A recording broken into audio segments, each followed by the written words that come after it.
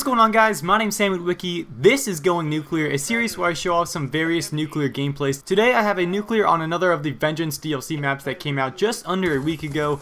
This map is Cove, and I am playing some 6v6 domination with the LSAT.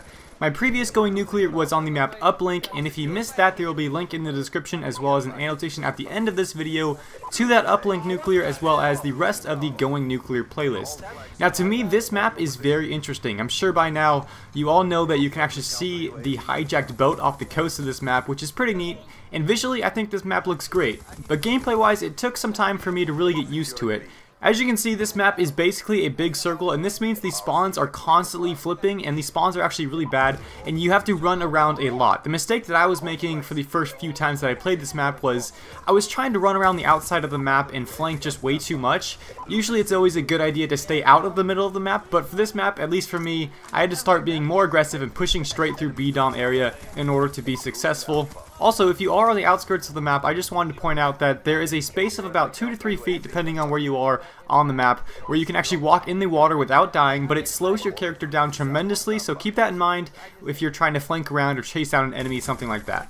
So as I mentioned, the spawns on this map are not ideal, and I feel like the spawns on both Cove and Rush are a bit different than what we are used to seeing in other maps from Black Ops 2.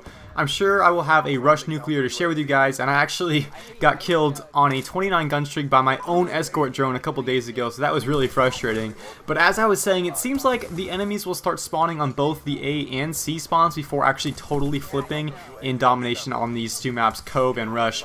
For example, I could be capturing C here on Cove and even have a couple of teammates with me or my full team with me and say the enemies are taking A while we're taking C.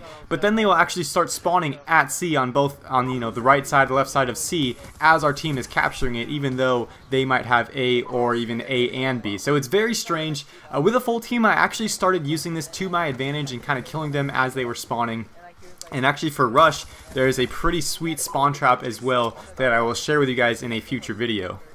Unfortunately, in this gameplay, the enemies, as usual, started backing out towards the end of the first round, and I probably would have got the nuclear in this first round if that was not the case. I believe I ended up on like a 26 gun streak at the end of the first round, but the enemies started backing out with, I don't know, a minute and a half left in that first round. I'm not sure if it's just because these maps were new, or I was just having some really bad luck this past week, but I've been getting into these lobbies that end up leaving at the first sight of a loss.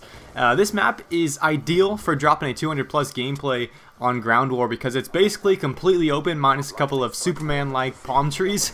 But the two times that I really started to go off on Cove ground war domination, the enemies left right away. As usual, unfortunately, that's kind of the case here in Black Ops 2.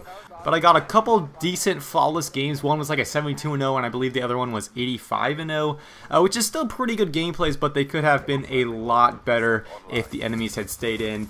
If you guys could do me a favor and let me know in the comments down below what your thoughts are of this map. I'm very interested to see the responses. I have a feeling it's going to be very mixed. Personally, it is growing on me a lot. I used to kind of not like it the first few days. I was very uninterested in this map, but I have came to kind of figure it out and be successful on this map and enjoy it. So let me know what you guys think down below.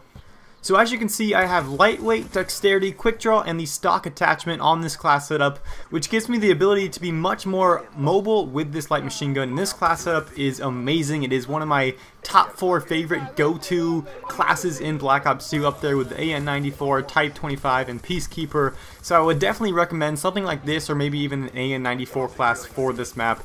And then my score streaks, rocking the counter UAV, VSAT, EMP, just a great setup for getting nuclears and looping those VSATs.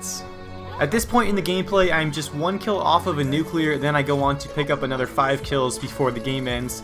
And I think with the release of this new map pack, amongst other things, I have really started to enjoy this game again. For a while there, I just wasn't having much fun, but I took about a week off and I was enjoying some summertime with my buddies. And now I'm feeling that motivation once again, and I'm back to putting up the scores that I'm used to getting. I have some great things lined up for my channel that I can't wait to share with you guys. Lots of great gameplays on the way.